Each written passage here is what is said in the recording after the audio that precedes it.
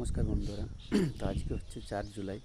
তো আজকে থেকে আবার অন্নপূর্ণা যোজনার স্ট্যাটাস চেক শুরু হয়েছে। তো যখন আজকে সকালে উঠে আমি আমার মায়ের স্ট্যাটাস চেক করি, তখন দেখি যে ফর্মটি রিজেক্ট হয়ে গেছে। তো এটি খুবই একটি দুঃখজনক খবর। কী কারণে রিজেক্ট হলো সেটা বলা হয়নি।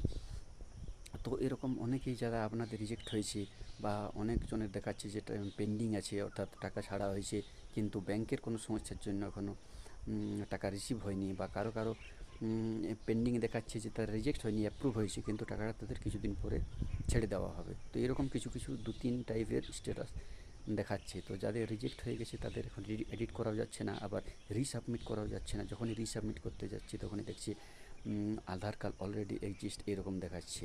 তো দেখি এবার কবে আবার নতুন নোটিফিকেশান আসে এবং আমাদেরকে এডিট করার বা রিসাবমিট করার পারমিশন দেয়। কোনো নোটিফিকেশান এলে আমি অবশ্যই আপনাদেরকে জানাবো।